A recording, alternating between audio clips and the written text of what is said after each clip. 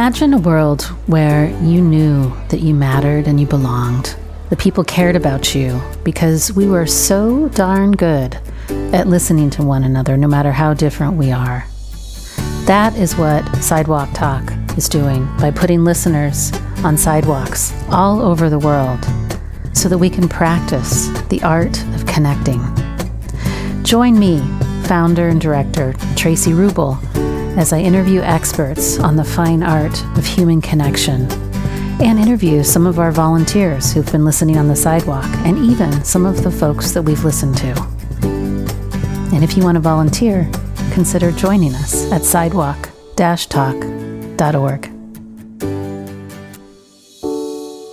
I'm so excited to bring you this next guest, Dr. Marc Brackett. Marc is the founding director of Yale Center for Emotional Intelligence, and he's a professor in their Child Study Center at the Yale School of Medicine. I found him, actually, because someone recommended his book on LinkedIn called Permission to Feel, and I read something that he had shared when he was sharing that, and then I picked up the book. And it has the three magic ingredients that I think make sometimes snoozer nonfiction books non-snoozers. Number one, Marc's personal story is so compelling and so emotional that you're drawn in. Number two, you are going to get real science in this book, real research-backed science. And number three, you're going to get real tools and strategies to change your life in a very what I love about Marc the most that I really got clear about on this conversation with him is, like me, he does not like to be reductionistic about anything.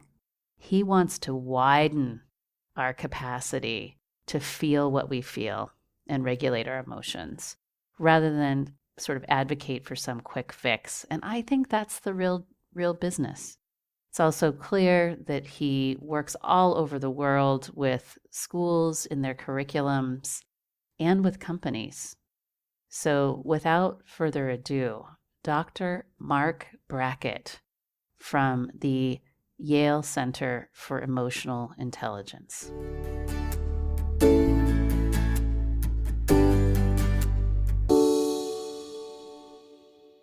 So, Marc Brackett, I am totally excited. And I said to you before we got on this call that my sons Leif and Oli wanted me to tell you hello, which to me is the ultimate passing grade. When you get two tweens that say that they like this guy, you're a thought leader in emotional intelligence and child development, I would say, or child emotional well-being. Tell us kind of how this all started for you and where you are and why. Well, how it started and where I'm at are like light years apart. But I mean, if I were to just start with my childhood, I had a pretty tough childhood. As I disclose in my book, I was abused as a child by a neighbor, which was extraordinarily painful, especially because I had to keep it inside for so many years. I had two loving parents and two older brothers, but my parents had their own challenges. My mother had a challenging childhood and had a lot of anxiety.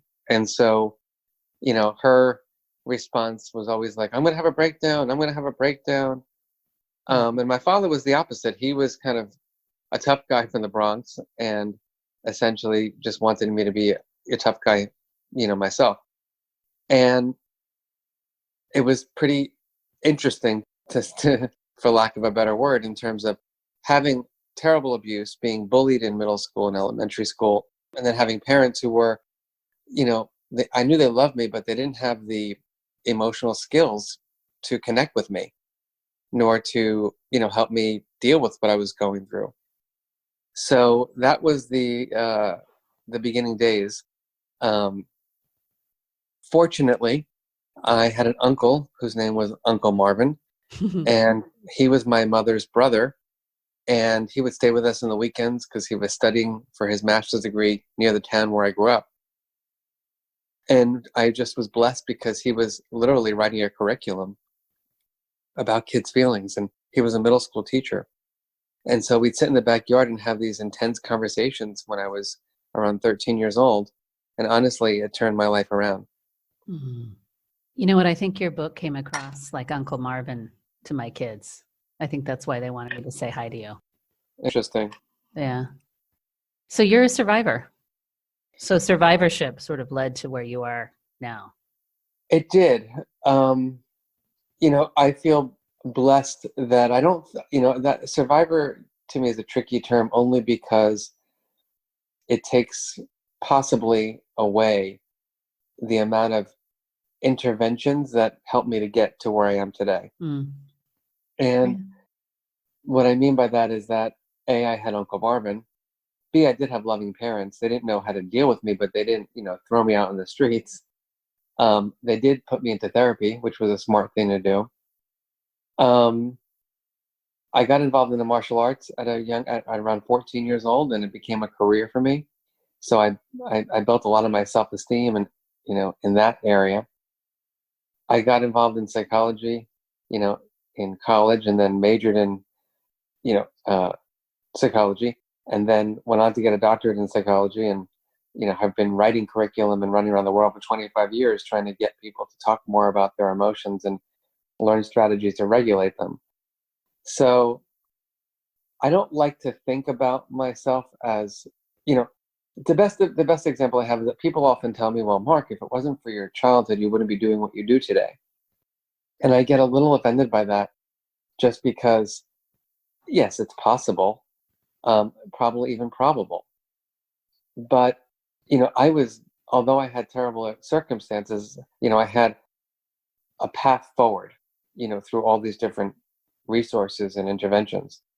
And the truth is, when I walk around New York City's public schools and I see that 100,000 children are living in temporary housing or homeless, and I go to other districts where there's high trauma and post-traumatic stress disorder, I can't be like, well, it's because of their childhood that they're going to be successful. As a matter of fact, I think most of them, will not be successful until we make emotional intelligence part of our nation's education system. Mm.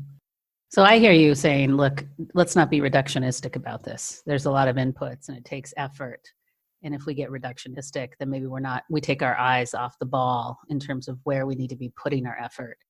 And then Exactly. second, Well, let's not undervalue that there are a lot of kids that are in these circumstances today that may not have the opportunities that I had.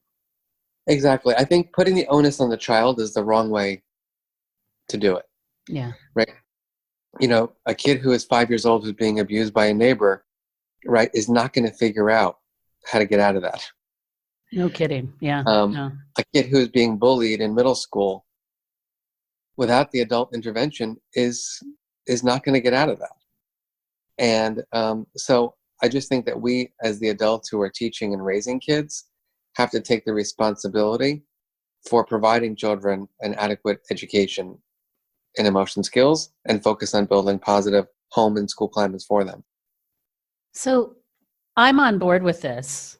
And as a parent, what I hear time and again is that the education system wants to teach to the intellect and intellectual development. And this idea that training for and teaching emotional intelligence shouldn't be part of the curriculum. So can you just weigh in on that? And I mean, I got to be honest, I've been one of those cantankerous parents that sort of bullies my schools into having social emotional learning programs. I'm learning to be a little more diplomatic and use my emotional regulation skills. But it does seem like sometimes it's like beating your head against the wall. Well, it's changing, thank goodness, because the research is so clear that children with more developed emotion skills, are healthier, happier, and just more productive. I have in my presentations, I talk about how emotions are the drivers of 5 key things. And I wrote my book because I wanted people in the world to really understand the science behind this. Emotions are the drivers behind attention, memory, and learning. Emotions are the drivers behind our judgment and decision making. They drive the quality of our relationships. They drive our physical and mental health, and they drive our creativity. And in the end, almost everything. And I think that if we don't use our emotions wisely, then all those things kind of don't work out for us. But when we learn how to use our emotions wisely, and the adults around us are using emotions wisely, guess what? We're better learners. We make better judgments. We have the best quality relationships. We have well-being, and we can even engage in the creative process without worrying about the outcomes. So to me, that's, when I have resistance, I always go back to the science. And I always tell people in my audiences, like, yeah, yes, I am a professor, blah, blah, blah. You come here to listen to me, but don't listen to me. Listen to the evidence base for what I'm about to share with you. Mm. So you use the science to sort of get past the resistance in a way. To me, it's the only way, other than, like hitting people in the heart. I think a lot of us have not paused to reflect on our emotional lives and to realize how emotionally stuck we are, and to realize that we didn't have good role models in our childhood for dealing with feelings. So for some people that works. But for the superintendent of a big district who is pressured to do this curriculum and that curriculum and literacy and math and science, I think they really have to understand the science, that unless the students are present, unless the students have the strategies to manage their stress and anxiety, they're not going to be the best learners. Yeah. Yeah. This is kind of a dovetail, but just hearing what you'd said about the stress that administrators are under, that's certainly been a place where I've been able to have some empathy. There is something about stress that we're all under that seems to be taking away from our capacity to investigate and regulate our emotions. Is that something that you're finding just sort of culturally? It is. I mean, especially in the US, people are chronically stressed, although other countries are facing the same challenges now too. I think one of the challenges with stress is that it's a catch-all phrase that doesn't have a lot of meaning. Stress means it's too many demands and not enough resources. And for some people, that's the reason, they're quote unquote stressed. But for other people, it's just chronic frustration. And for other people, it's being overwhelmed. And for other people, it's actually anxiety. And what we have found in our research and working with people is that when you get more granular in describing your feelings, it's a pathway towards regulating them more effectively.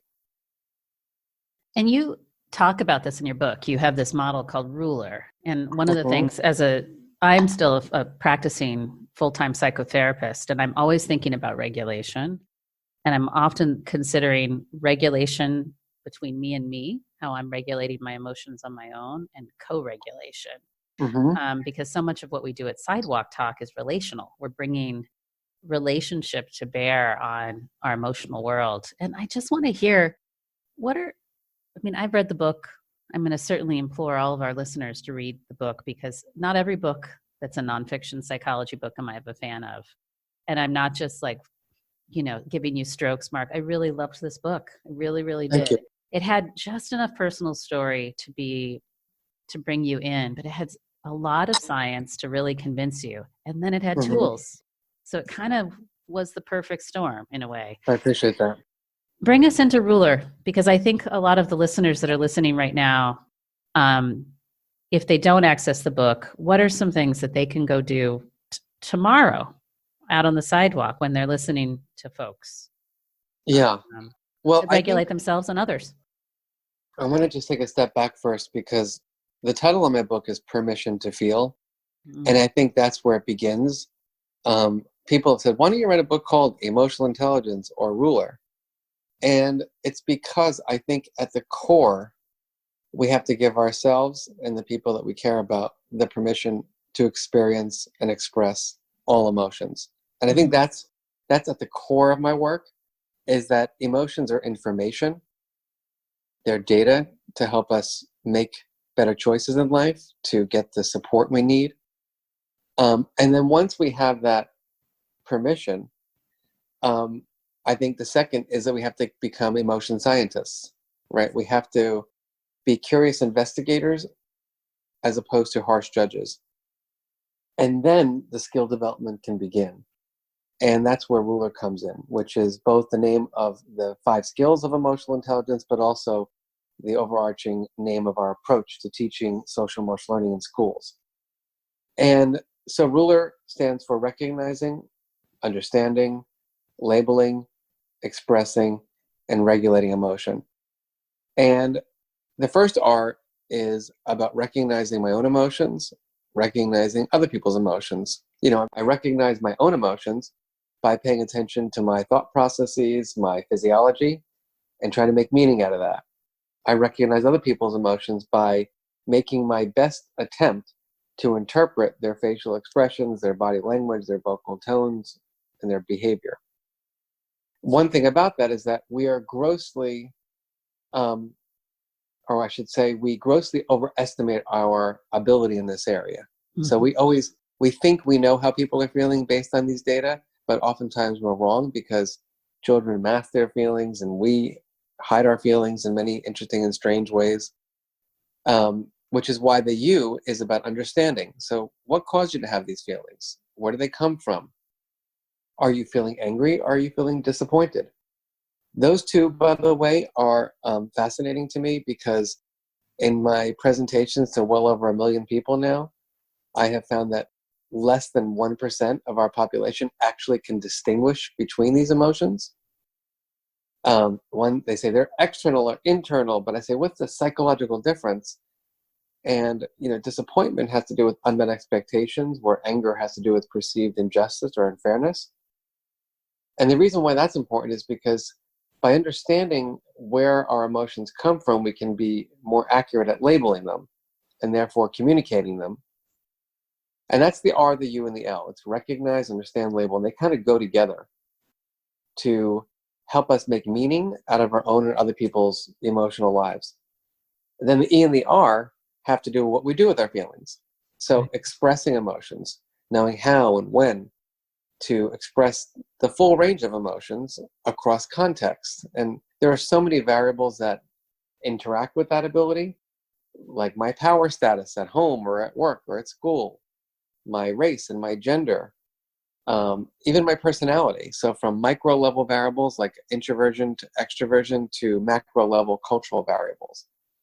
And then finally, the big one, which you asked about, which is emotion regulation, the last R in ruler, really has to do with the strategies that we use to prevent unwanted emotions, to reduce difficult ones, to initiate ones that are going to be helpful, maybe even to maintain certain emotions or even enhance emotions in ourselves and others. And what I find is that's the one that everybody comes to the training to learn about. What I also find is that it's not something you learn in a training. It's basically life's work. Yeah. Well, and I can imagine as I listen to you, I can already imagine why I jumped to regulation too, because regulation is kind of like, let's be more comfortable. Let's get out of pain. But what I'm hearing you say is it's been surprising because a lot of folks actually struggle to really recognize and label and understand what they're feeling.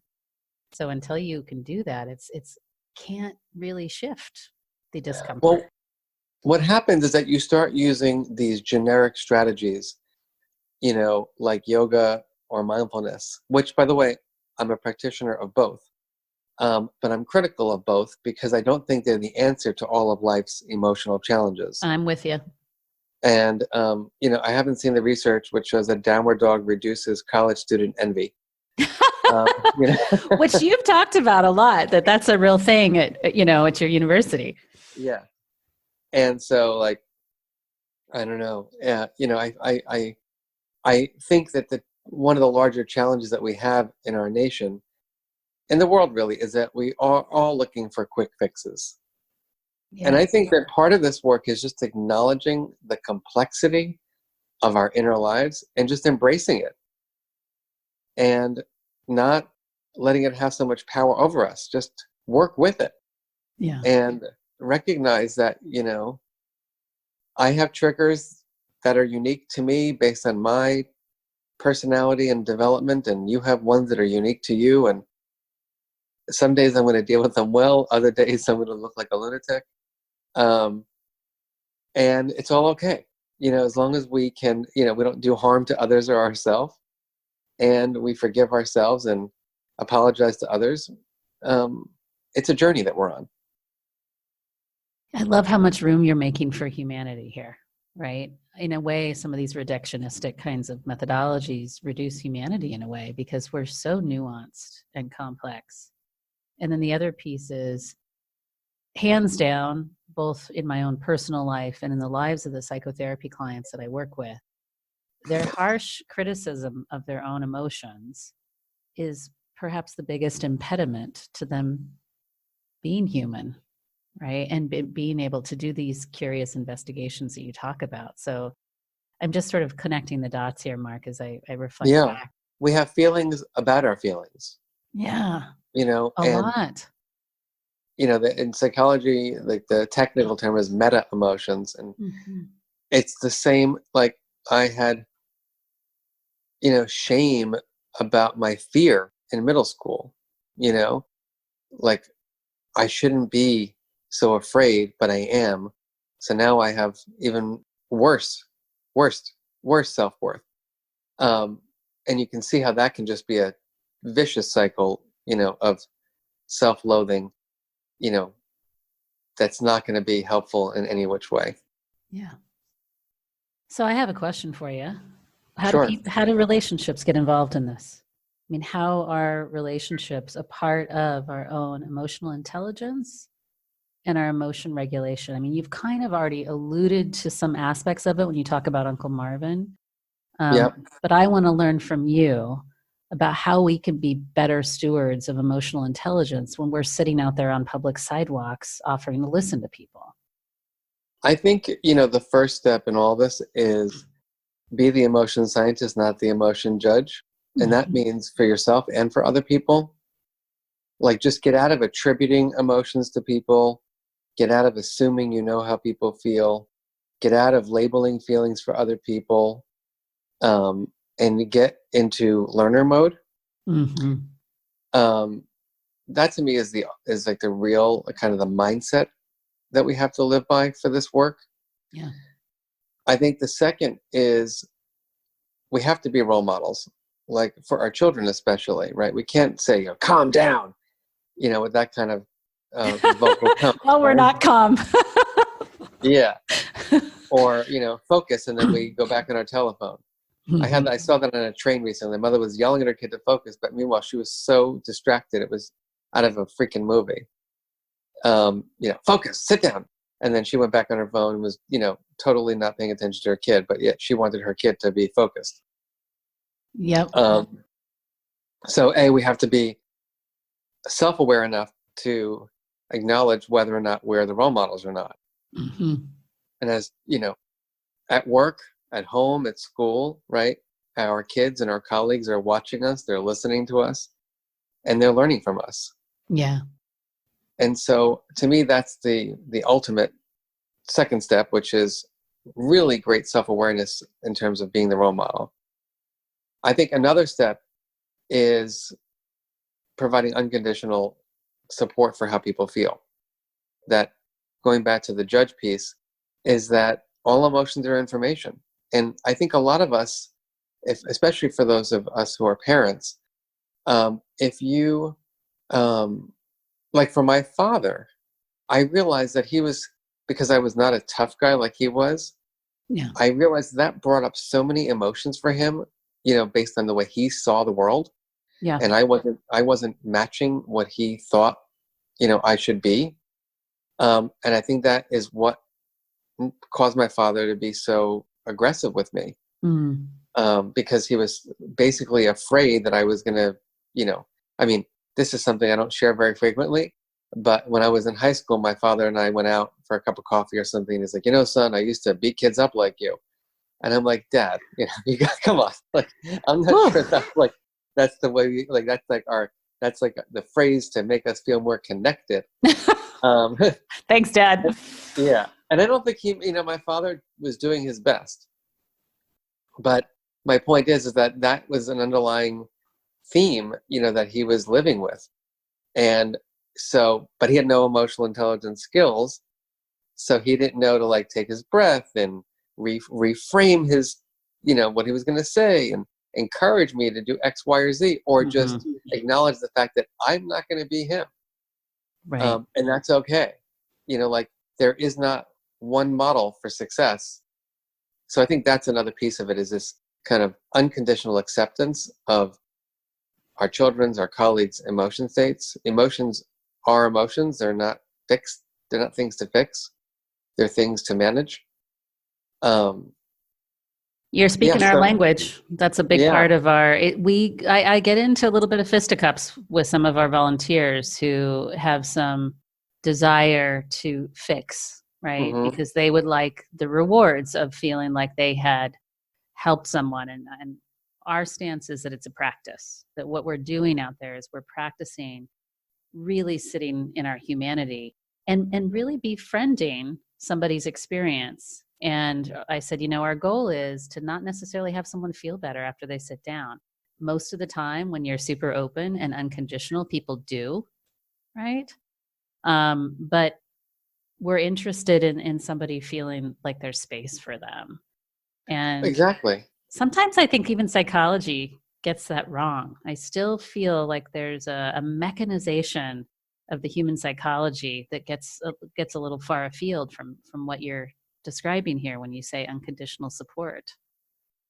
I think you're right. I think it's out of fear of, people not being successful, and when I work with some of the inner city schools, they really think that, ruler is going to, fix the poor kids, so that they're going to have self-control and focus. And, it, firstly, that mindset drives me out of my mind, because I Mm-hmm. think it's so inappropriate for that mindset to Well, be. it's already not unconditional. It's already off. It's already not unconditional, what you just said. Exactly. So I couldn't agree more with you, in that space. So people are But, afraid of failure, you're saying. well, they're afraid of failure. Um, they think that this is all about, promoting, resilience, so that you could, withstand the pressures and the stressors. And this is why I think it's so important to not have an individualistic approach. Because, when I was a kid and I was being bullied horrifically in my school, I mean, really bad stuff was happening to me, from being spit on the bus to being extorted to, um, slammed in the lockers and drawn upon, literally drawn on my jackets in classes. It was just horrific. And so while I did go for therapy because I was depressed, I got dropped back into a toxic school and into a chaotic family life. Mm-hmm. And so, like, you can't expect the individual to flourish when their surroundings don't move forward with them. And I think we fail to recognize that, for example, for a child who is feeling intense stress, just the mere presence of a loving, caring adult, right, is a strategy. You don't have to say anything or do anything, right? Yeah. Just be in the room and provide that unconditional love and support through your facial expression and body language. Yeah. And that alone helps to deactivate a child. Yeah. Well, I like to join the listeners by sharing my screw ups because I always think it makes people feel better. I remember, I have a kid that has big feelings. He I have one kid that wrestles with ADD, and I have another that's probably more intelligent than his emotional capacities are ready for. So he thinks deeply about the environment and about social justice, and so carries pain about that stuff. And my listening can be so terrible. I can be so non-unconditional, right? Because I just want him to be, because out of my care for him, I want him to feel better. But I always use the means that make him feel worse, right? I'll sit there and try to give him use all my brilliant therapist skills, which kids effing hate, to tell him what to do, to boss him around. And he checks me. He says, for someone that listens on the sidewalk, you're not very good at listening. And I'm always amazed, Mark, when I do sit there and offer exactly what you're describing, when I can regulate my own emotions so that I don't have to clean his up really fast, because I'm usually just giving him advice because I'm uncomfortable myself and not regulating what's going on in me. When I can do that and I let him just complain and get it out, I don't, I always worry that oh, catharsis. He's going to be stuck in this negative mindset forever. It's like a light switch goes off. He finishes that, and then a whole different shift goes on in his brain without me doing a damn thing. And then he looks Mm-hmm. at me and he says, can I have a hug? And I'm like, what just happened right there? Right. And so I'm just fueling and supporting this piece that you've said from a non-scientific perspective, but more anecdotal one. I've watched this unconditional support, and it seems so simple, but it's harder, but more effective all around and beautiful in a lot of ways. Well, especially, when children are growing, they want more autonomy. So the whole idea of mommy telling them, right, is like exactly what they're trying to get away from. Exactly. Yeah. Yeah. So so it sounds to me like the relational aspects are how we show up as emotion scientists in dialogue of our own emotions and the other's emotions, and recognizing that there's a certain kind of fallibility. I think I was reading something that 50% of the time we're assuming, right? And I Yep. remember reading your book that we grossly overestimate how skilled we are at reading someone's emotions. That the second relational piece is that we're role models. If we really want to be stewards for unconditional acceptance and permission to feel, then we have to look at how we're giving ourselves permission and others permission to do that in our lives. And then the third thing I heard you say is that showing up with a real embodied unconditional support without this sort of drive to boss someone around to be doing their emotions differently is the third relational piece in this dance. Am I getting all that right? Yeah, and I would say, the bigger last one is that don't be the knower of what's going to work for someone to help them Mm, regulate. Be the person who helps them discover for themselves what works best. mm. We like to impart the strategies that we like the best. I That's always right. joke that I like hot power vinyasa yoga. I don't like any other kind of yoga. They all drive me out of my mind. And Me too. They make me really mad, Mark. like I was in Seattle recently, and I was like, if I do one more breathing exercise, I'm going to lose it. Like I'm here to like really do this movement because the movement is what my brain needs, because I need something that goes faster than me Mm, to slow me down. It's just where I'm at today. 10 years ago, I could sit on a cushion for an hour at a time. Now it's not what works for me. mm-hmm, And so my point, though, is that we have to become the adults who are the listeners and who are the offerers of strategy, as opposed to like the tellers of what to do. And that's a real hard thing, I think, for many of us to do, because it's a time factor. When you're a parent trying to get your kid out the door, and you've got to go to work and they got to go to school, and their backpack isn't filled and their shoelaces aren't tied and they forgot to eat breakfast and you forgot to pack the lunch. Parents are, like at the end of their rope, and they're feeling pressured. And that's when they start bribing and yelling and screaming and threatening. Um, and So can you be more prevention focused around that? Can you just mm-hmm. build more time into the morning so that you don't have this kind of stressor? But B, how are we expecting people to learn how to deal with their feelings if we don't give it any time? And I just think that's really hard for people. Same thing for teachers in the classroom, right? They just want the kids to say that they're happy, because then they can go on with the lesson plan. Mm-hmm. But my research shows that 80% of the feelings that high schoolers are experiencing each day in school are negative. They're tired, they're bored, they're stressed. So if you just show up every day as the teacher and be like, good morning, everyone, Mr. Brackett is happy today. And I don't know about everybody else, but I'm feeling jubilant. You're denying kids, firstly, that you're a human being that experiences the full range of emotions. And B, you're going to find a lot of kids are lying to you about how they're feeling. So they're going to show feelings on the outside that aren't correlated with what they're feeling on the inside. Mm. But it's the ones on the inside that are driving their attention, their learning, etc. So we can't embed. My point here, really, in the end, is that this side of the report card, which we'll call emotional intelligence, needs time. It needs space and it needs time at home, and it needs space and it needs time in our schools from preschool to high school and beyond. And it can't be, it's Friday Feelings Day, right? Feelings are with our kids from the moment they wake up in the morning until they go to bed at night. And so they need that kind of attention in terms of their healthy development.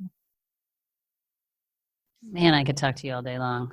I am aware that we're coming to the end of our time. I want to share a sweet story with you, though, because I think it's really heartening. When there was one day we were out on the sidewalk and this 6-year-old boy sits down and his mother says, "Oh, we're in town from Houston right after the hurricane."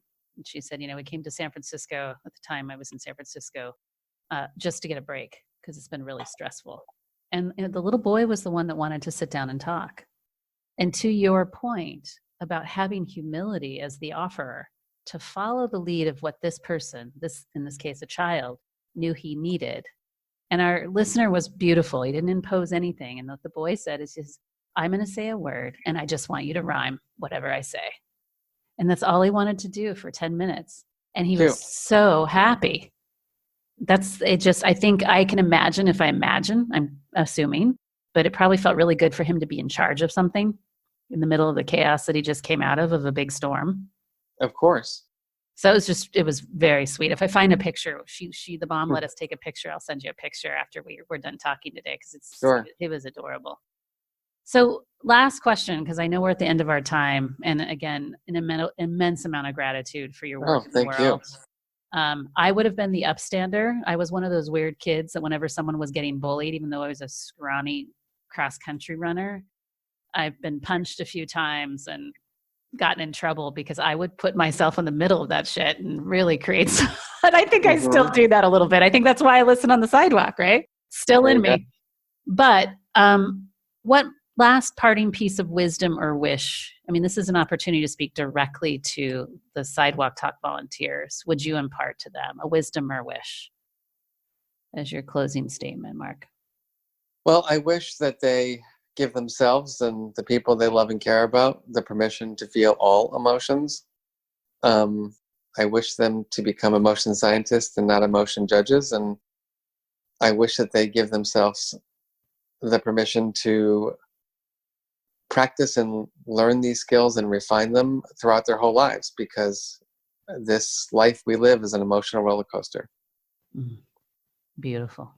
Thank you so much. This is awesome. Thank you. I really appreciate the time. Yeah.